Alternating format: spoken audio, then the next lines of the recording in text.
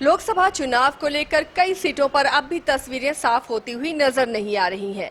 झारखंड राज्य में बीजेपी ने भी 3 सीटों को छोड़ रखा है, धनबाद, गिरिडीह और चतरा। इधर महागठबंधन में भी ये खबर सामने आ रही कि 2 सीटों पर अब भी रार है और वो है पलामू और चतरा, क्योंकि कांग्रेस चाह रही है कि 7 सीटें उसकी झोली में जाएं। इधर राजद चाह रही है कि 2 सीटें उसकी झोली में जाए, जबकि गठबंधन के तहत 7, 5 और 2 का फॉर्मूला तय हुआ था। 2 सीटों में एक राजद और माले को सीट देनी थी, लेकिन अब जब राजद भी पलामू से ताल ठोक रहा है तो क्या कांग्रेस कॉम्प्रोमाइज करेगी या फिर बिहार की तरह यहाँ भी अपने अपने तरीके से सब अपना नॉमिनेशन फाइल करेंगे, अपने प्रत्याशी उतारेंगे और फिर से त्रिकोणीय मुकाबला देखने को मिलेगा। हमारी सहयोगी करिश्मा हमारे साथ मौजूद हैं। करिश्मा, जितनी कोशिशें हो रही हैं कि एनडीए के खिलाफ एकजुट हो सके महागठबंधन और मजबूती के साथ चुनावी मैदान में उतरे, लेकिन जो सीन हमने बिहार में देखा और जो नजर आ रहा है वहाँ यहाँ भी आरजेडी 2 सीटों से कम में तैयार होती हुई नजर नहीं आ रही। तो क्या पलामू वो सीट होगी जो कांग्रेस को सैक्रिफाइस करना होगा या कांग्रेस अभी भी अड़ी कि पलामू सीट उसकी झोली में ही जाए? जो देखिए आसिया, महागठबंधन में सीट को लेकर कहीं ना कहीं रस्साकसी जो है वो शुरू हो गई है और अभी भी ये क्लियर नहीं हो पा रहा है कि आखिर राजद कितने सीटों पर इस बार चुनाव लड़ेगी। क्योंकि दूसरी ओर अगर हम लोग बात करेंगे कांग्रेस की, तो कांग्रेस लगातार दावा कर रही है कि कांग्रेस 7 सीटों पर ही चुनाव लड़ेगी। लेकिन देखिए, कल हमने जब कांग्रेस के विधायक दल के नेता आलमगीर आलम से बातचीत की तब उनका यही कहना था कि कांग्रेस ने पहले ही साफ कर दिया है कि कांग्रेस 7 सीटों पर ही चुनाव लड़ेगी। लेकिन देखिए, पलामू और चतरा को लेकर यही खबर सामने आ रही है कि पलामू से लगातार ममता भूइयां और चतरा की बात करेंगे तो सत्येंद्र भोक्ता रैलियां निकाल रहे हैं, जन जन तक अपनी बात को पहुंचाने की कोशिश करे। यानी कि आरजेडी पूरे तरीके से ये मन बना चुका है कि आरजेडी इस बार 2 सीटों पर चुनाव लड़ेगी। अब देखिए, दूसरी ओर ये भी कहा जा रहा है कि आने वाले समय में यानी कि होली के बाद महागठबंधन की ओर से उम्मीदवारों की नाम की घोषणा जरूर हो जाएगी। लेकिन कह सकते हैं कि जिस तरीके से बिहार में राजद और कांग्रेस के बीच मतभेद देखने को मिल रहा है, झारखंड में भी बिल्कुल ऐसा ही है, क्योंकि राजद लगातार ये बोलता हुआ नजर आ रहा है कि राजद इस बार 2 सीटों पर चुनाव लड़ेगा। अब देखिए, अगर कांग्रेस की बात करेंगे तो कांग्रेस ने स्पष्ट रूप से कह दिया है कि राजद जो है चतरा से ही चुनाव लड़ेगा। पलामू को लेकर कांग्रेस ने अभी तक स्पष्ट नहीं किया है। यानी कि अगर 7 सीटों को लेकर कांग्रेस दावा कर रही है तो इसका मतलब उन लोगों ने कहीं ना कहीं पलामू को भी इंक्लूड कर लिया है। तो कह सकते हैं कि अब आने वाले समय में चीजें स्पष्ट होगी, लेकिन राज्य की सियासत इसको लेकर भी तेज हो गई है। क्योंकि आपने सही कहा कि बीजेपी की ओर से 11 लोकसभा क्षेत्रों के लिए उम्मीदवारों की नाम की घोषणा जरूर हो गई है, लेकिन 3 अभी तक बचे हुए हैं, जिसमें गिरिडीह है, धनबाद है और चतरा है। तो 3 में अभी तक भारतीय जनता पार्टी ने उम्मीदवारों को चुनावी मैदान में नहीं उतारा और इसको भी लेकर कहीं ना कहीं जो सियासी सरगर्मी है वो तेज हो गई है। अगर महागठबंधन के कोई भी नेताओं से बातचीत करते हैं आसिया, तो उनका यही कहना होता है कि हम लोग विचार कर रहे हैं। ये पहले पूछिए भारतीय जनता पार्टी से कि भारतीय जनता पार्टी ने 3 लोकसभा क्षेत्रों में उम्मीदवारों के नाम की घोषणा क्यों नहीं की है। तो देखिए, अब आरोप प्रत्यारोप का भी सिलसिला तेज हो गया है। लेकिन अब तो महागठबंधन कमजोर हो जाएगा करिश्मा। अगर मजबूती के साथ उन्हें उतरना है तो एकजुटता दिखानी होगी। बिहार में जिस तरह आरजेडी ने अपने प्रत्याशी की घोषणा की, कांग्रेस वहां मुंह फुलाई भी है, और अगर कांग्रेस भी यहां पलामू सीट नहीं छोड़ती, आरजेडी वहां से अपना कैंडिडेट देती है, जबकि दोनों ही पार्टियां अपने अपने कैंडिडेट को लेकर तैयारी कर रही हैं, तो क्या कांग्रेस को कॉम्प्रोमाइज करना पड़ सकता है या फिर उसकी तैयारी है, कोई कैंडिडेट है जिसे वो प्रोजेक्ट करेगी? जी देखिए, अगर हम लोग कांग्रेस की बात करेंगे आसिया, तो कॉम्प्रोमाइज की अगर बात हम लोग कांग्रेस के कोई नेताओं से करते हैं तो उनका यही कहना होता है कि चाईबासा सीट से कांग्रेस ने कॉम्प्रोमाइज किया है और झारखंड मुक्ति मोर्चा को दिया है, क्योंकि एकमात्र सांसद हुआ करती थी वहां से गीता कोड़ा। फिलहाल वो बीजेपी में शामिल हो चुकी है और ऐसे में कांग्रेस की ओर से यही कहा जाता था पहले की जो सीटिंग सीट है कांग्रेस की, वो कांग्रेस नहीं छोड़ेगी, कांग्रेस कॉम्प्रोमाइज नहीं करेगी। लेकिन जैसे जैसे दिन ढला, जैसे जैसे दिन जो है वो पार हुआ, वैसे वैसे ये पता चला कि कांग्रेस कॉम्प्रोमाइज की है।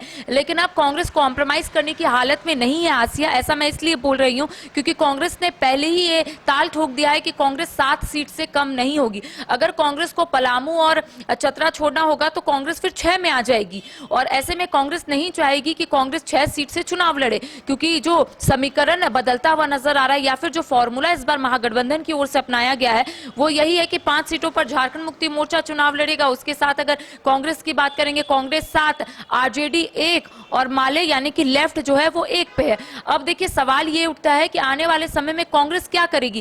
क्या कांग्रेस कॉम्प्रोमाइज करेगी? जब महागठबंधन की ओर से उम्मीदवारों की नाम की घोषणा होगी तब कांग्रेस का रिएक्शन क्या होगा? क्योंकि आपने सही कहा कि बिहार में जिस तरीके से प्रत्याशियों की नाम की घोषणा हो गई है उसके बाद मतभेद जो है वो शुरू हो गया है। अब देखिए यहां पर उस चीज को ना दोहराया जाए जिसको लेकर महागठबंधन में लगातार विचार विमर्श किया जा रहा है, ताकि बिहार में जो चीजें हो रही है वो रिपीट यहां पर ना हो।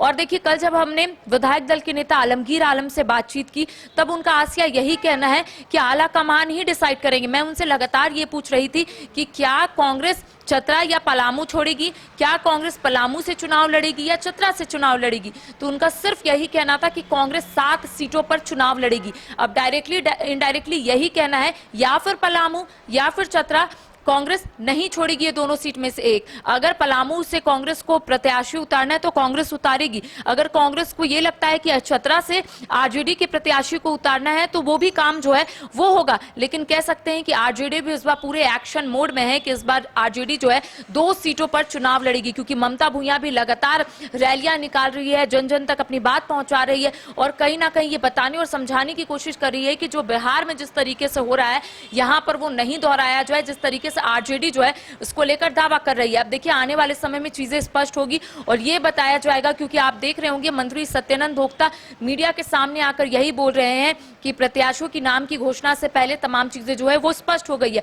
उनका यही कहना है कि चतरा और पलामू से आरजेडी ही अपने प्रत्याशी को उतारेंगे। अब कांग्रेस किस तरीके से कॉम्प्रोमाइज करेगी या फिर कांग्रेस जो है 7 सीटों पर ही अड़िग रहेगी, ये देखने वाली बात होगी। अगर ऐसा होता करिश्मा तो ये माना जाए कि वहां पर फिर फ्रेंडली फाइट होगा। अगर नहीं मानता है तो गठबंधन से नाराजगी तो ये लोग नहीं दिखाएंगे, लेकिन फ्रेंडली फाइट होगा तो नुकसान अल्टीमेटली गठबंधन को ही होगा। जी, अगर ऐसे बातें सामने आई कि अगर आरजेडी को ऐसा लगे कि महागठबंधन की ओर से उन्हें यहाँ पर नहीं मिल रहा है, सीट नहीं मिल रहा है, तो ये भी हो सकता है कि निर्दलीय भी वहां से उठ सकते हैं हम लोग और ऐसे में कांग्रेस को भारी नुकसान का सामना करना पड़ेगा। और कांग्रेस ये नहीं चाहेगी, क्योंकि देखिए कांग्रेस का एक ही मोटो है कि इस बार ज्यादा से ज्यादा सीटों पर चुनाव लड़े और जीत हासिल करे। तो ऐसे में चुनाव के पहले कांग्रेस ये नहीं चाहेगी, चाहे चुनाव की बात की भी बात करेंगे। कांग्रेस लगातार चीजों को समेटने में जुट गई है। आप देख रहे होंगे बिहार में भी आसिया मतभेद जरूर देखने को मिल रहा है, लेकिन कांग्रेस कहीं ना कहीं कॉम्प्रोमाइज करने की स्थिति में अब आती हुई नजर आ रही है। अब देखिए झारखंड में सभी की निगाह इसलिए भी टिकी हुई है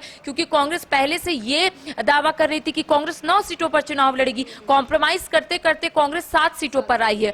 अब ऐसे में कांग्रेस नहीं चाहेगी वो 7 सीट से 6 सीट हो, और ऐसे में कह सकते हैं कि ये जो 2 दिन है वो काफी महत्वपूर्ण रहने वाला है कांग्रेस के लिहाज से भी, कि कांग्रेस इन तमाम चीजों को कैसे लेगी और आने वाले समय में रिजल्ट जो है वो क्या आएगा। क्योंकि अब राज्यवासियों की नजर टिकी हुई है महागठबंधन के उम्मीदवारों की नाम की घोषणा में, और ऐसे में अगर कांग्रेस कॉम्प्रोमाइज करेगी आसिया तब कांग्रेस 6 सीटों में आ जाएगी। तो ऐसे में कांग्रेस की ओर से यही कहा जा रहा है कि आला कमान जो निर्णय लेंगे, आला कमान जो डिसाइड करेंगे उसी के तहत यहां पर लोग जो है वो चुनावी मैदान में उतरेंगे। अब सभी की निगाहें टिकी हुई है और जैसे ही अपडेट आएगा हम अपने दर्शकों को जरूर बताएंगे।